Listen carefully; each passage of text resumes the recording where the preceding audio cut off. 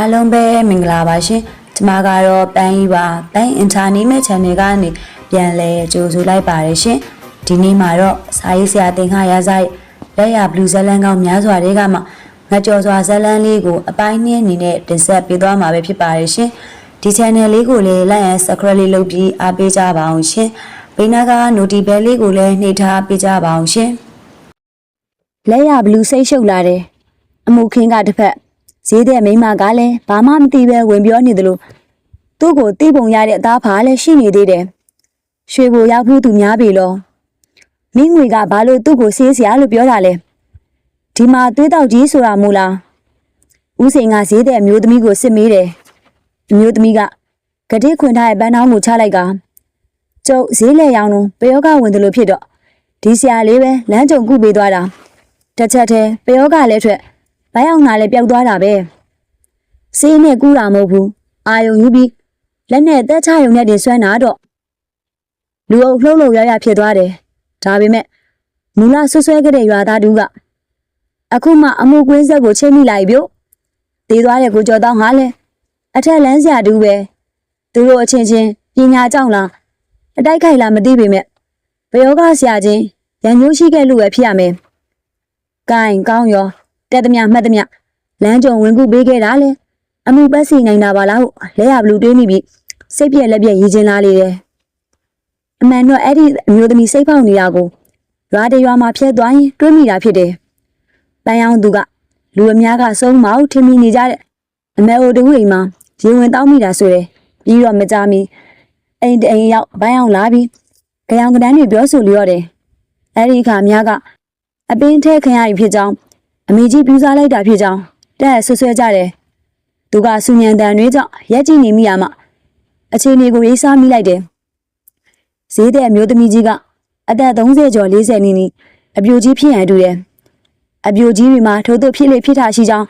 သူမျက်မြင်တွေ့ကြုံမှုတယ်ဥတွန်ကုပုံကိုလည်းအနီးကလက်တွေကြည့်ဘူးသဖြင့်သိနေတယ်အဖြစ်ချင်းကတပုံစံနဲ့ဟိုတုန်းကနေငယ်ပူချမ်းတယ်ဘသူဟိဘဲဝဟေးဆိုပြီးအော်ကငိုလိုက်ရီလိုက်ဖြစ်နေတဲ့အမျိုးသမီးကြီးကိုဘိုးတုံးကဒစိမ့်စိမ့်ကြီးကယောက်ျားကြီးတွေကိုချုပ်ဆေးပြီးလှည့်ခိုင်းတယ်ပြီးတော့အပင်းထုတ်တယ်ဟုဗမ်းမိုက်ပေါ်လက်နဲ့တက်တယ်သူအပြောရ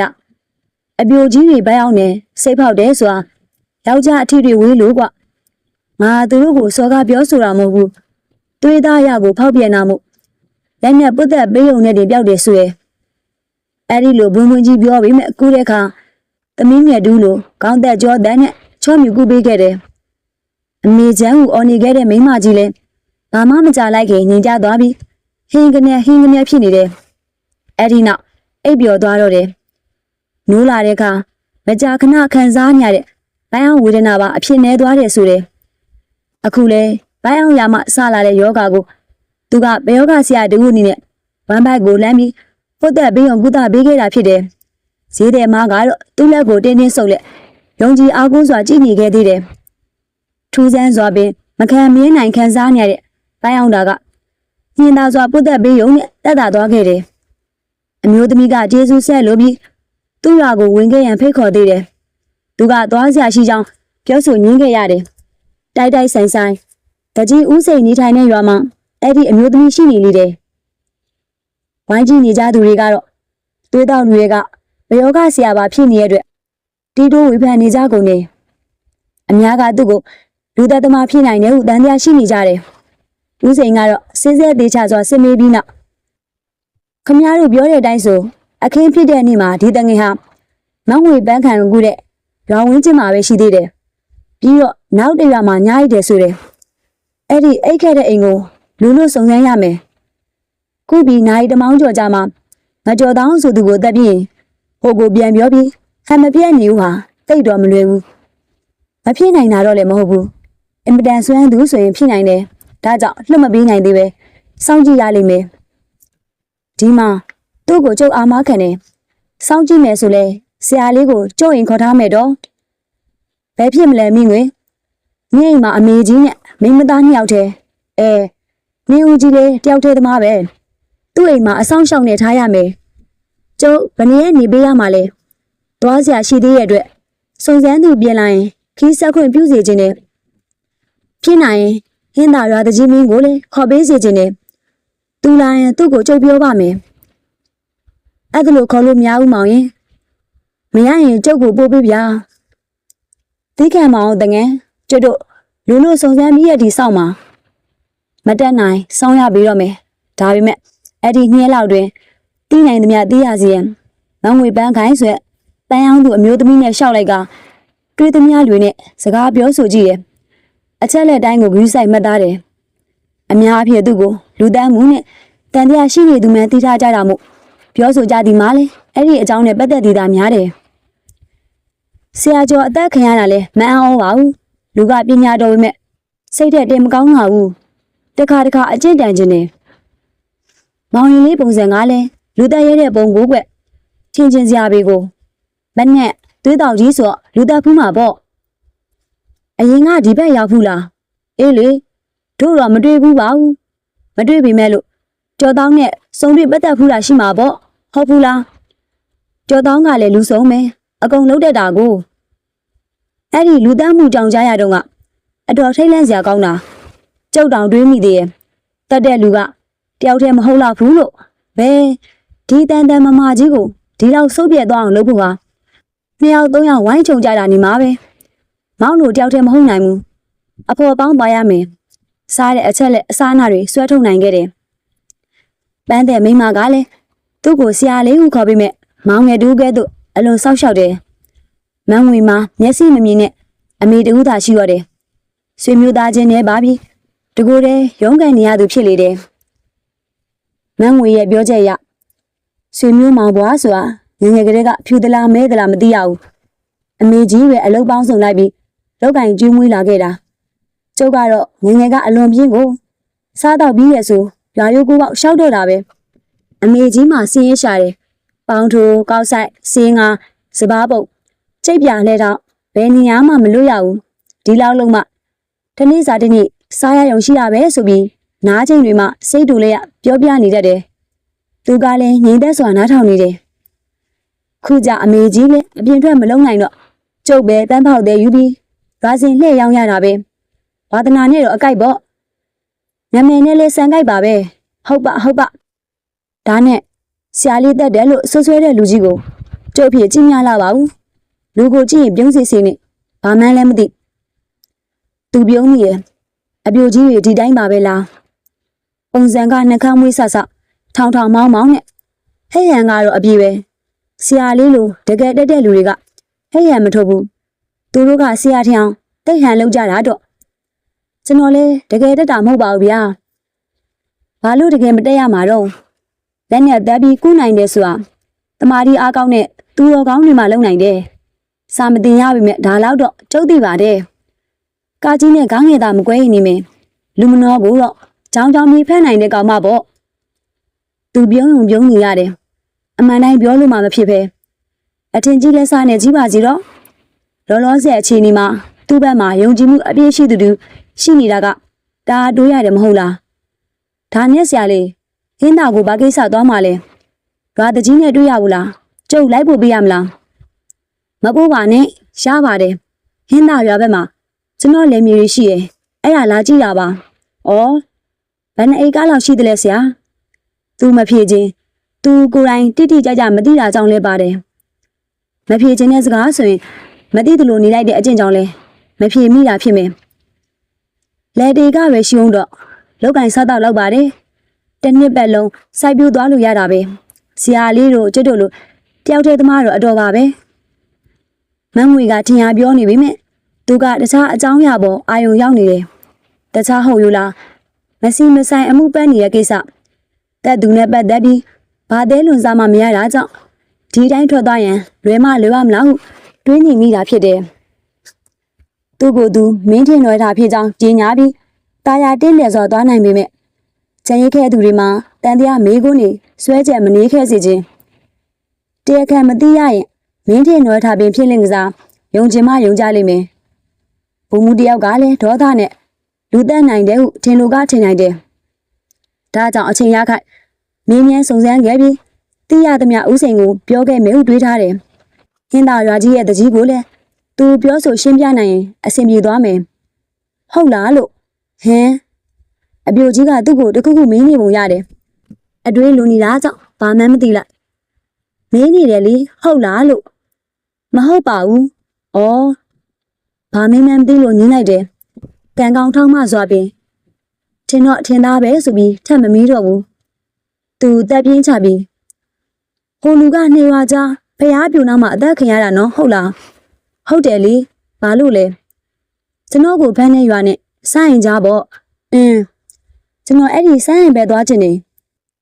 ဘယ်ဖြစ်မလဲဆရာလေးကိုဝိုင်းတက်ကြမှာပေါ့ရုပ်ပြက်သွားမယ်ဆိုရင်ရောဘယ်လိုရုပ်ပြက်မှာလဲကျွန်တော်ဘိုက်ပူပူလူကြီးတယောက်ပုံစံပြင်ဆင်ပြီးသွားဆောင်စမ်းမယ်ဆရာလေးကအဲ့ဒါလို့လဲလောက်တက်တာပဲလားဆိုပြီးသူ့ကိုအလွန်မင်းအထင်ကြီးရဲ့မျက်လုံးတွေနဲ့ကြည့်နေရလက်ရဘလူးအလင်းမြန်ငင်းရတယ်မဟုတ်ပါဘူးတွေးကြည့်တာပါသူတို့မမတ်မိအောင်ပြင်လိုက်ဘယ်သူမှရံပြူတော့မှာမဟုတ်ဘူးလေဖြစ်ချင်တော့အဲ့ဒီလိုလုပ်ရမလို့လိုက်ပါသူတို့ထိုင်သားနေခိုက်မှာဟင်းသာရွာဘက်မှစိုင်းကိုပြန်ကြမဲ့လူငယ်လေးနှုံးနဲ့တွေ့ဆုံမိကြတယ်တအူကအမွေပြောပြမိညစ်လိုဝယ်ရှိရဲ့ရုပ်ရည်မျိုးနောက်တစ်ယောက်ပုံစံကတော့ရင်းနေစမ်းတယ်တော်ရင်သားဟုထင်ရလောက်အောင်အဲ့ဒီလူငယ်ကတန်တန်မာမာရုပ်ရည်ချမ်းချမ်းစပင်စုပ်ဖွားနဲ့ဖေဖေဝစ်စင်ထားတယ်စကားလည်းတိတ်မပြောလူသားပုံတော့အပြေးဝမြင်ရတယ်ခင်မစရာကောင်းတဲ့လူတွေကစတင်နှုတ်ဆက်တယ်မန်းငွေပန်းအောင်လို့ကုန်ပြီလားဗျဟဲမောင်စပြောင်းနေရကြပါရောဘယ်ရောက်နေတာလဲကျွန်တော်တို့လားဟင်းသာဘက်မှာစင်ငါသွားလုံးနေရမမရေးကြားပါပြီတိတ်အစင်မပြေလို့ပြန်လာကြတာဒီလိုပဲပေါ့သူများအလုပ်လုပ်ရတယ်ဆိုတော့လေသူတို့ကစိုင်းရင်သားတွေပဲသူတို့နဲ့လိုက်သွားရင်တော့ဖြစ်နိုင်တယ်ဆိုပြီးလက်ရဘလူးပဲလှည့်ပြောတယ်လူငယ်လေးကပြုံးကြည့်ကသူကဘသူလဲမမရဲ့ဟိုငါယောဂကိုကုပေးတဲ့ဆရာလေးပါဟဲ့သူလည်းအဲ့ဒီဘက်သွားဆရာရှိနေရနဲ့အခုပဲပြောဆိုနေကြတာဒါဆိုကျွန်တော်တို့နဲ့လိုက်ခဲ့လေးနောင်ကြီးသူစင်းရဲတွေဆိုခြေချင်းတော့ရှောက်ရမှာပေါ့နော်ရပါတယ်ဗျာကျွန်တော်ရှောက်နိုင်ပါတယ်ဒါပေမဲ့ဒီနေ့တော့လိုက်လို့များသေးဘူးထင်တယ်ဆောင်းရမယ့်ကိစ္စတစ်ခုရှိနေသေးတယ်ဩဆရာလေးကြုတ်ပြောမယ်လိုက်ချင်လိုက်တာတော့တကြီးတို့ကိုကြုတ်ပြောထားမယ်မဖြစ်ပါဘူးအနောက်ကလိုက်ဖမ်းနေပါမယ်ဘာဖြစ်လို့လဲခမလက်ရဘလူးမတားလိုက်နိုင်မီမှနှုတ်သက်ရှာသွဲရှိလာတဲ့မန်းငွေပန်းခိုင်ကအကြောင်းစုံကိုစက်ခင်းပြလိုက်ဒီမှာခဏကလေးသာကြာရဲ့လူရဲ့ညအံ့ဩနေကြပြီဒီလိုဆိုမဖြစ်နိုင်ပါဘူးစုံစမ်းအောင်သွားတဲ့သူကဒီနေ့ရောက်မယ်လားရောက်မယ်ထင်ရတာပဲမောင်ဆရဲ့ဒါဖြစ်ရင်မမတို့ရသွားကြည့်ကြတာပေါ့ဗျာတန်တရားရှင်းတော့လေကျွန်တော်တို့နဲ့တခါတည်းလိုက်ရတယ်ရွာကားလူတွေအထင်မှားစရာလည်းမရှိတော့ဘူးပေါ့လူငယ်ပြောဒီမှာတင့်နေလို့လက်ရဘလူးကောင်းငိမ့်လိုက်တယ်အရှုပ်တစ်ခုဝေမဲ့တက်နိုင်သမျှစုံစမ်းကြည့်ခြင်းနဲ့ပြင်သူကိစ္စကိုလည်းဒီနှစ်ယောက်မှတစ်ဆင့်မြင်မြန်ကြည့်နိုင်တာပဲဗကံမျိုးပန်းမှဆင်းလာကြတဲ့လူတစုကစင်ကူရွာကိုကြော်လွန်လာကြတယ်သူတို့ရဲ့ခေါင်းဆောင်ကမကြသေးမီကမှလေးလာသိရှိထားရသမျှကိုနောက်ပါတို့ကိုဖောက်တဲ့ချနေတယ်စောနာကရွာဗကံပြည်ကြီးနဲ့တစ်ချိန်နဲ့ဒီခဲ့တဲ့ရွာပဲဟိုတုန်းကတော့စင်ကူအောင်လို့တွင်တဲ့အဲ့ဒီမှာရှီအောင်ဖျားတွေတမိုင်းတွေရှိတယ်ထားပါတော့ငါတို့ရှာရမှာကအခုရှေ့ကနေထဲမှာ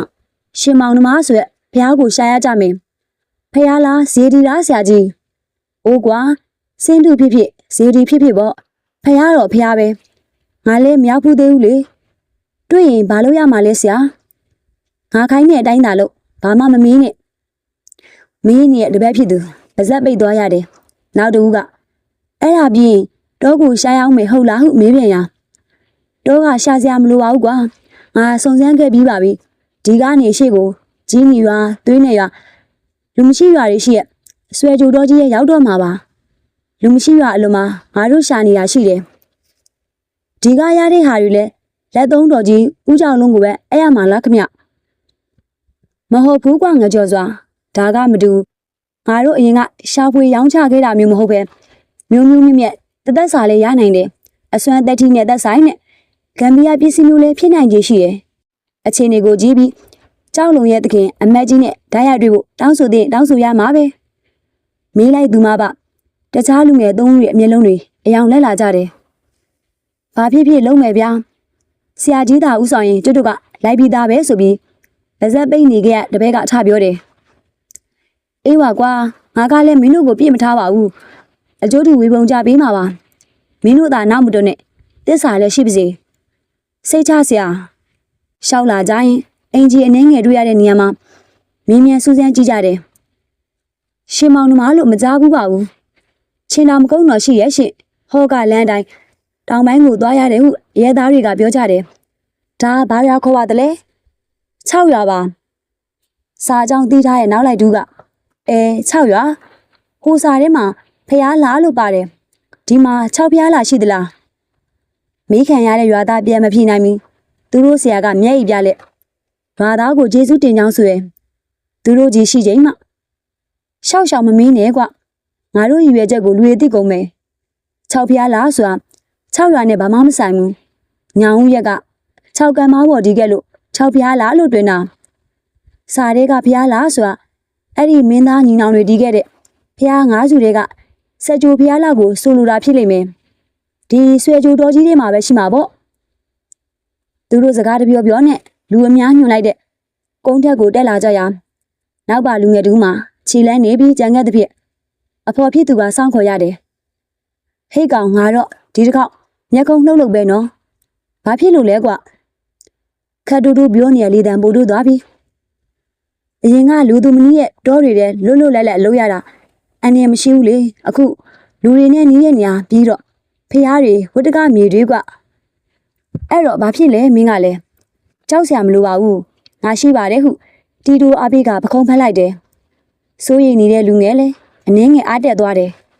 တောင်ကုန်းထိပ်မှာဟိုတီတီကြီးဆရာဖြစ်သူရဲ့အဆူးရှာလာရဲ့မျက်စိကဒုံစုံတစ်ခုကိုတွေ့သွားပြီဟိုတဲကြောက်တုံကြီးသုံးလုံးထောင်နေရတွေ့လားဆိုပြီးနောက်လိုက်တွေကိုမေးလေတယ်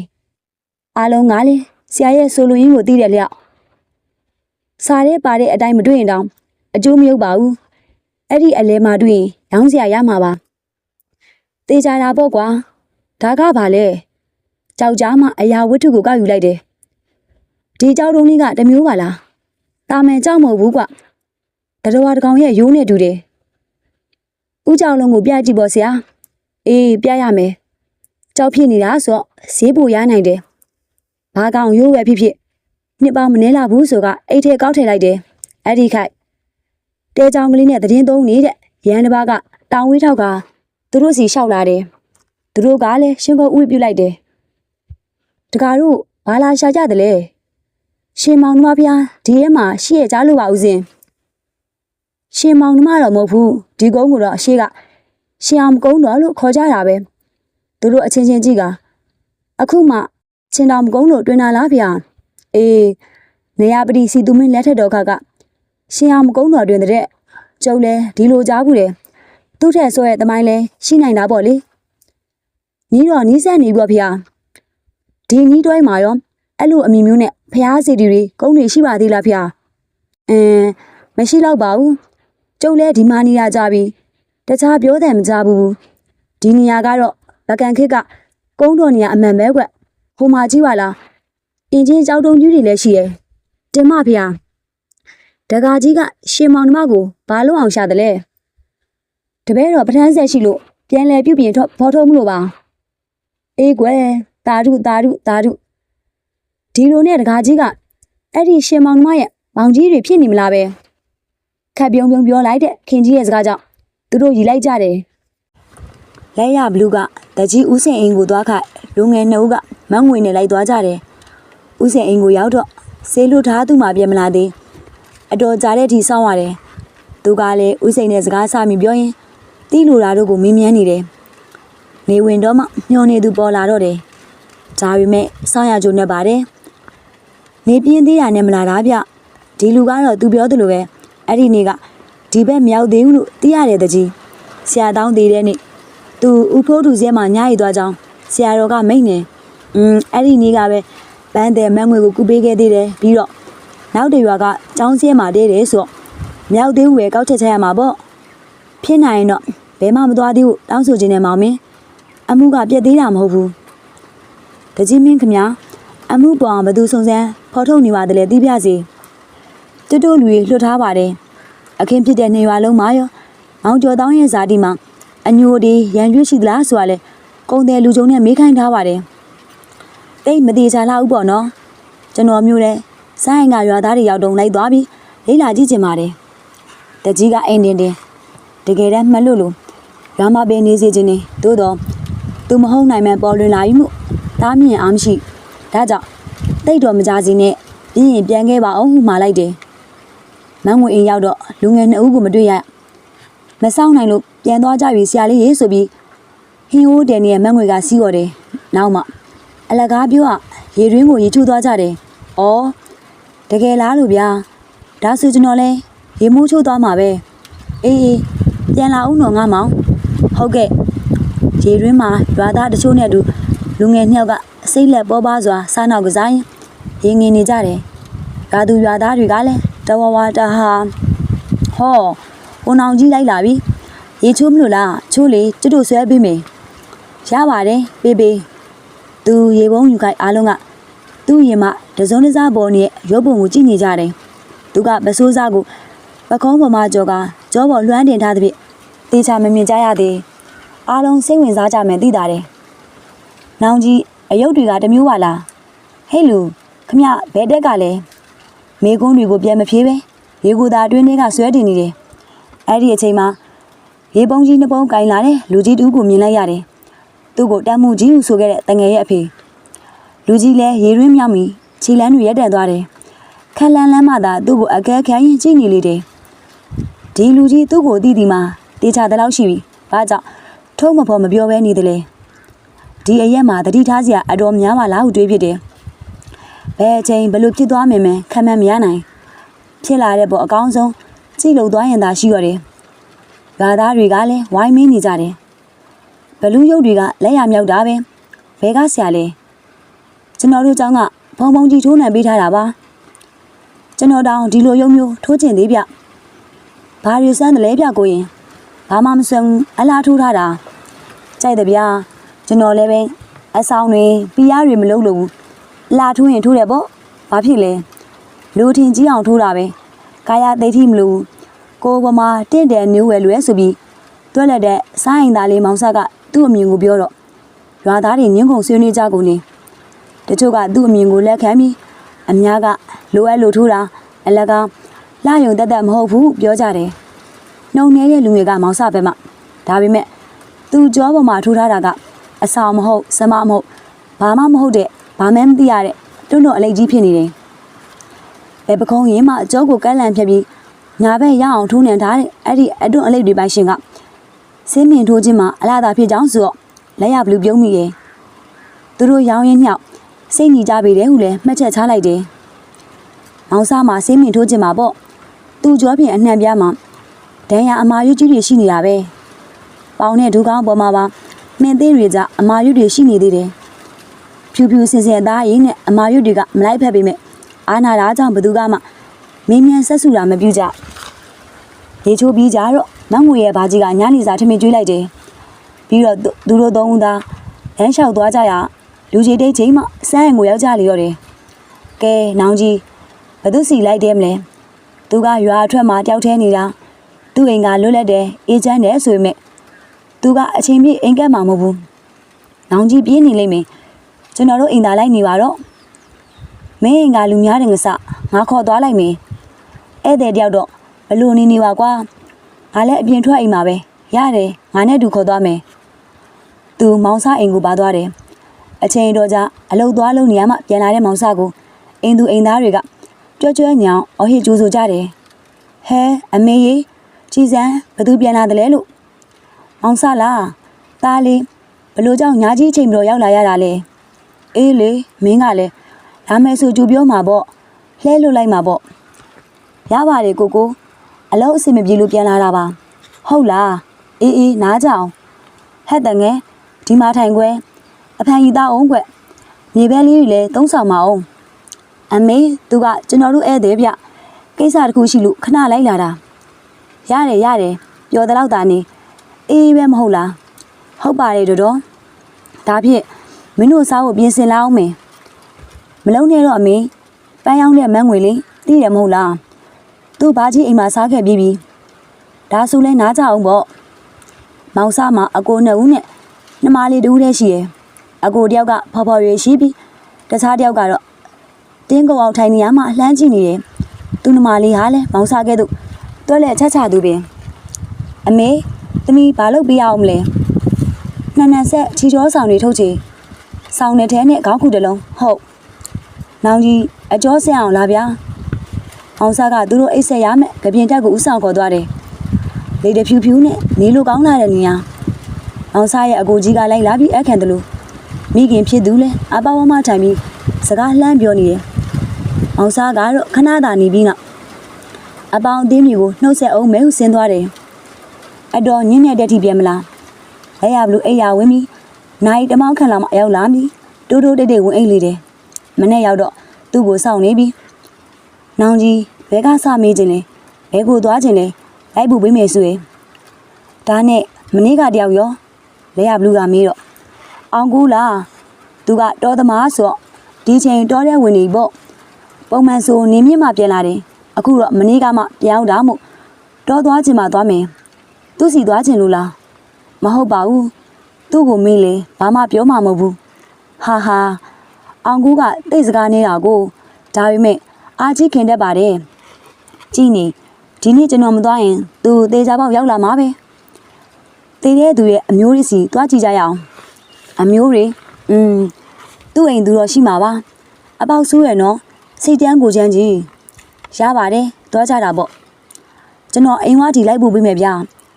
သူစကားတွေရောနားမခံချင်ဘူးတိတ်အားချမ်းတာဒီလိုနဲ့ရမြောက်ပိုင်းမှာနဲ့ဦးကျော်တောင်းဆိုသူရဲ့နေအိမ်ကိုရောက်သွားတယ်မောင်စားကအမျိုးသမီးအမိပြောပြကအိမ်ပြန်နှစ်ချေသည်ပြိုးမဖွားတော့ရှိသလားခမအိမ်ထဲကပြန်ထူးတန်ထွက်လာတယ်စောစောစီစီဘဲကတင်နာကြရည်လဲဟေ့ဟောမောင်စားပြောသည်မှမလွန်ဝင်ချင်းစောင်းနဲ့ထွေးနေပြီကျွန်တော်ဧည့်သည်ပါရင်လျားနဲ့အမျိုးသမီးထွက်လာရဲ့စပင်ပွားပွားအသားညူညင်းနဲ့ခဝဝါနဲ့ဇရိုက်တဲမဲ့လက္ခဏာလည်းရှိတယ်ဘာလို့အောင်လာတော့ဆရာကျော်တောင်းကိစ္စလေးမေးချင်လို့ပါတကယ်တည်းအာရရလာကြပြန်ပြီမေးပြီးဘာမှတတ်နိုင်တာလည်းမဟုတ်ပဲကြွားကြွားဆိုပြီးအိမ်မော်ကိုလက်ညှိုးထိုးပြတဲ့ဖြစ်တက်သွားတယ်တခြားဘယ်သူမှမရှိမိမကြီးကအကြမ်းယူပြီးလိုက်တက်လာတယ်သူ့တောက်ကျွေးတွေဆိုတော့မဆက်နိုင်ဘူးနော်ပြောလိုက်ပါပြီရဲ့တောင်းကျင်ဒင်းနောက်လိုက်သွားမဟုတ်ပါဘူးသူတေဆုံးပုံကိုသိချင်လို့ဘာကြောင့်ဆိုတာဖော်ထုတ်နိုင်မလားလို့ပါအမလီလေးပေါ်တော့ရောငွေရမှာလေလားအကျုပ်ကဖော်မလီစမ်းမှာနဲ့မူးယူပြီးတက်ကြပုတ်ကြတာဖြစ်မှာပဲဦးကျော်တောင်းကအလွန်တောက်သလားညနေတိုင်းလုပ်တယ်လူဆောင်ရင်ထမ်းချရတယ်တယောက်တည်းဆိုတော့ခွက်ပုံးပေါ့ကာလာနာကြီးဆရာလိုဘာလိုဟန်လုံးနေသေးတာတေကာနီးမှာစကားတခွန်းပြောသွားတယ်ဆိုကျုပ်ကိုပြောတာမဟုတ်ပါဘူးသူ့အပေါင်းအသင်းတွေကိုပြောသလားပဲကြော်စွာတဲ့ဘဲကကြော်စွာမှန်းလည်းမသိသူ့နောက်လိုက်တွေကတယောက်လားဟိုရွာဒီရွာတော့ကရန်ညူလားမပြောတတ်ဘူးကျွတ်တို့ရွာကတော့မဟုတ်ဘူးအမကြီးကဒီရွာသူလားဟုတ်ပါကျုပ်ကစမ်းဟိုင်သူဒင်းကဟိုရှမ်းတဲကကျုံနဲ့ရမဒီမာနေတာဘလောက်ကြာကြီးလဲသားသမီးတွေရောရှိလားကြာပြီဆိုနှစ်20 30တွေရှိမလားပဲသားတယောက်ရှိရဲ့မွေကိုင်းလို့သေးပြီဩကဲကိုတော့မင်းဆရာရှိမေးပြီးမြန်ကြွကျုပ်ကိုအရက်ကလင်းငယ်နေရထင်နေမေဟုတ်ကဲ့ပါနောက်ဆုံးမေးချင်တာကတော့သူ့မှာရန်ညိုးရန်စကြီးကြီးမားမားတွေများရှိခဲ့သလားလို့ဘယ်သူနဲ့အကြီးကျယ်စကားများဘူးလဲသူကအထက်ကန်းဝင်ဆိုတော့အောက်လန်သမားစုံးကွေလူစိုးတကိုးတွေကအခွင့်အရေးလှုပ်ချင်ကြမှာပဲကျွတ်တို့လည်းသူ့ဟာဆွဲလိုက်နေရမဟုတ်တော့မသိဘူးအေးမင်းသိချင်းသူ့ပေါင်းတင်ဆရာတွေစီသွားပေါ့အမကြီးကကိုလင်တက်သွားတဲ့မှုကိုမပေါ်စီခြင်းဘူးလားဗျအိုးတော့ကြာကျုပ်လာလုံနေမှလူတက်ရဲတဲ့သူတွေကကျုပ်လည်းနှုတ်ပိတ်ချင်ပိတ်နိုင်တာပဲတယောက်တည်းနေရတာတောက်တီးတောက်တဲ့မကြုံချင်ပါဘူးဟုတ်ကဲ့ဒါလေးတော့လက်ခံပေးပါသူကငွေစားအနည်းငယ်ထားခဲ့တယ်မိမကြီးမျက်နှာဝင်းသွားတယ်လောဘကြီးသူမှန်သိလိုက်ရတယ်သူနဲ့တွဲဘူးတဲ့ဆရာစီလမ်းညွန်ပေးပါလားတို့ရွာတော့တယောက်ပဲရှိတယ်တခြားကတွဲတာများတဲ့ကွအရှိပိုင်းကိုသွားကိုအောင်မျိုးလို့မေးလိုက်သူအဲ့ဒီအိမ်မှာထွက်လာခဲ့တယ်ကိုအောင်မျိုးဆိုတည်သွားတယ်ထင်းတိုက်သွားနေတယ်ဟုသိရတယ်ဒါကြောင့်မောင်စားတို့အိမ်ပြန်လာတော့မ နေ့ကမောင်စားမိတ်ဆွေအောင်ကိုရောက်နေရတွေ့ရတယ်စပွဲပေါ်မှာယုံနှကောင်းနဲ့ဧည့်သည်ရောက်တော့အတော်ပဲဟင်းပေါင်းဟင်းချိုချက်ရမယ်ဆိုပြီးမောင်စားမိခင်ကယုံနှကောင်းကိုလာယူသွားတယ်ဒီမနေ့ရလာတာလားတော်သွားသေးရဲ့ပေါ့မတော်ဘူးရာဆက်မှာညကလေးကထောင်ထားတာဩခွေးနဲ့လိုက်တာမဟုတ်ဘူးလားခွေးမရှိဘူးအိမ်ပေါ်မှာပြင်ဆင်းပြီးဆင်းလာတဲ့မောင်စားကနောင်ကြီးလိုက်အောင်မလားကျွန်တော်တို့တွေဟူနာဒီနာသွားကြမလို့မလိုက်တော့ပါဘူးမြင်းငားလို့ရမလားမြင်းလားရွာစုံမှာတော့မြင်းမွေးတဲ့ကိုတာရှိတယ်ဘယ်သွားချင်လို့လဲဒီနာပက်လေပါပဲရတယ်သွားကြရှိရသွားပါဒါဆိုဒီလမ်းကြီးကနေတက်တက်သွားလို့ဆိုရင်ညာဘက်ကိုလိုက်သွားမြင်းတွေနဲ့ချက်တွေးလိမ့်မယ်ကျေးဇူးပါပဲမောင်စားတို့ထွက်သွားပြီးမကြခင်သူလဲမြင်းချံကိုသွားပြီးတန်ဆွမ်းနဲ့မြင်းမတကောင်ငှားလာခဲ့တယ်သူ့ကိစ္စကိုဥစွာစုံစမ်းလို့တစ်ဖြစ်ဟင်းသာရွာဘက်ကိုမေးဆန်းကထွက်လာတယ်ရွာကိုမဝင်မီတမျော်တကောကျဲပြင်းလာလေကွင်းပြင်းတွေကိုငေးမော်ကြည့်မိသေးတယ်ရေကောင်းတစ်ဖြစ်စပါးကင်းတွေကစိမ့်ဆူဆူဒီနေ့မှာတော့ငါကြော်စွာအပိုင်းနှစ်ကိုတင်ဆက်ပေးခဲ့တာပဲဖြစ်ပါတယ်ရှင်နားဆင်သူအားလုံးကိုကျေးဇူးတင်ပါတယ်ရှင်ဒီ channel လေးကိုလည်း like and subscribe လေးလုပ်ပြီးအားပေးကြပါအောင်ရှင်ဘေးနာက notification လေးကိုလည်းနှိပ်ထားပေးကြပါအောင်ရှင်